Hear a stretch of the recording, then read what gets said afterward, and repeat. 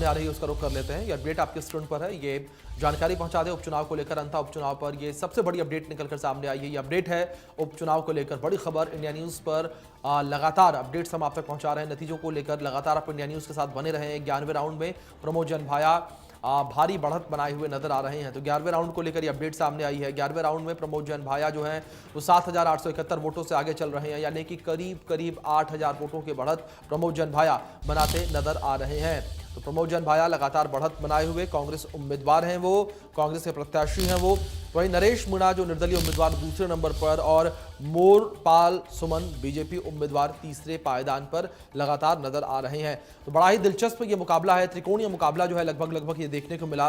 लेकिन एक बड़ी हैरान करने वाली बात यहाँ पर यह भी सामने आई कि उपचुनाव में जिस तरीके से कहा जाता है कि जो रूलिंग पार्टी होती है उसके कैंडिडेट को बढ़त मिलती है, लेकिन यहाँ पर तस्वीरें कुछ और अंता में देखने को मिली है। और राजस्थान की केवल एक सीट पर जिस तरीके से उपचुनाव होना था, तो इसको लेकर कयास लगाए जा रहे थे कि सत्ता में होने का फायदा बीजेपी को मिल सकता है, लेकिन जनता ने फैसला कुछ और दिया है, जनता ने कुछ और कहा है। और जनता का जो फैसला है वो साफ तौर पर कांग्रेस के साथ फिलहाल जाता नजर आ रहा है। जो आंकड़े फिलहाल निकलकर सामने आ रहे हैं और जो इस तरीके से फिलहाल ये ट्रेल निकलकर सामने आ रही है, इसमें साफ तौर पर कह सकते हैं कि कांग्रेस बढ़त बनाए हुए नजर आ रही है।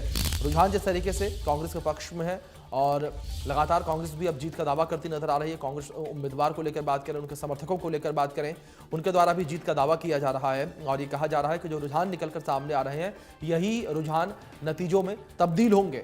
तो कुछ इस तरीके से ये पूरी जानकारी है। तो प्रमोद जन भाया को 40,000 से अधिक वोट जो है वो मिले हैं अभी तक। अंता उपचुनाव को लेकर जानकारी है, वोटों की गिनती लगातार जारी है। प्रमोद जन भाया को 40,047 वोट अभी तक मिले हैं। 11वें राउंड की काउंटिंग को लेकर जानकारी है, ये अंता उपचुनाव को लेकर ये अपडेट है। बड़ी जानकारी जो इस बीच सामने आई है, इंडिया न्यूज़ पर लगातार ये बड़ी अपडेट पहुंचा रहे हैं आप तक हम। तो 11वें राउंड में प्रमोद जन भाया को भारी बढ़त जो है वो मिली है, ये बड़ी अपडेट है जो इस बीच सामने आ रही है।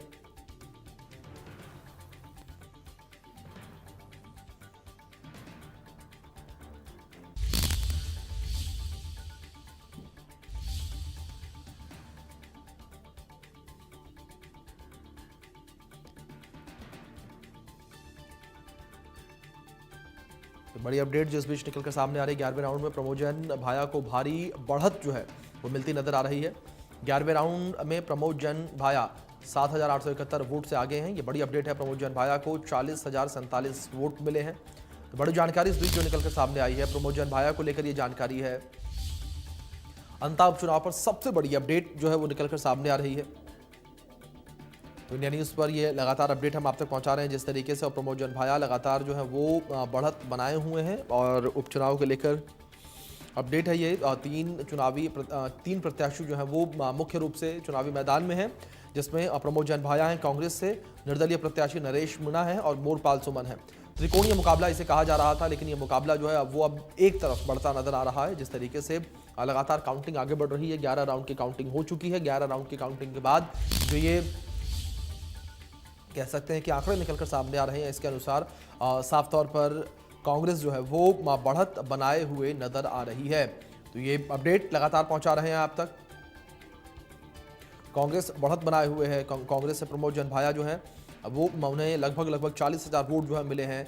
40,000 से अधिक वोटों के साथ वो लगातार पहले नंबर पर। दूसरी ओर यहाँ पर मोरपाल सुमन को लेकर बात करें तो उन्हें करीब 29,000 वोट जो है वो मिले हैं। और दूसरे पायदान पर निर्दलीय उम्मीदवार नरेश मीणा जो है वो चल रहे हैं। ये बड़ी अपडेट है जो इस बीच सामने आ रही है।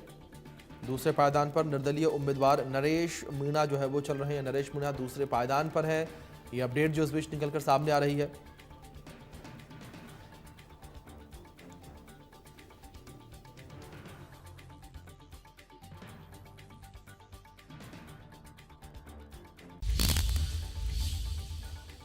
तो ये जानकारी अंता उपचुनाव को लेकर हम आप तक पहुंचा रहे हैं। जिस तरीके से यहाँ पर 11वें राउंड की वोटिंग को लेकर जानकारी सामने आ रही है। दूसरी ओर 20 राउंड की काउंटिंग होनी है। फिलहाल 11 राउंड की काउंटिंग हो चुकी है, यानी कि आधे से ज़्यादा काउंटिंग हो चुकी है, मतगणना हो चुकी है। निर्दलीय प्रत्याशी नरेश मीणा 32,876 वोटों के साथ दूसरे नंबर पर, मोरपाल सुमन 29,707 वोटों के साथ तीसरे नंबर पर है। तो कुछ इस तरीके से पूरे आंकड़े निकलकर सामने आ रहे हैं, जहां नरेश मीणा जो है वो निर्दलीय उम्मीदवार और दूसरे पायदान पर लगातार बने हुए हैं। तो यहाँ पर बीजेपी जो है वो पिछड़ती हुई नजर आ रही है। इस त्रिकोणीय मुकाबले में बीजेपी जो है वो आखिरी पायदान पर बनी हुई नजर आ रही है। प्रमोद जन भाया दूसरे नंबर पर, नरेश मीणा प्रमोद जन भाया पहले नंबर पर, नरेश मीणा जो है दूसरे नंबर पर है, मोरपाल सुमन तीसरे नंबर पर बने हुए हैं। 20 राउंड की काउंटिंग होनी है। जिला निर्वाचन अधिकारी के द्वारा ये जानकारी दी गई है कि मतगणना के लिए जो है बॉयज़ पीजी कॉलेज में सेमिनार हॉल में 14 टेबल लगाई गई हैं। कुल 20 राउंड की गिनती की जाएगी और इस उपचुनाव में कुल 15 उम्मीदवार चुनावी मैदान में हैं और अंतः विधानसभा में 11 नवंबर को 80.21% वोटिंग हुई थी। तो जो मत प्रतिशत है वो भी काफ़ी बेहतर देखने को मिला था। 80% के आसपास जो है वोटिंग देखने को मिली थी। 11 नवंबर को मतदान हुआ था, यानी कि जब बिहार में चुनाव हो रहे थे सेकेंड फेज के, उस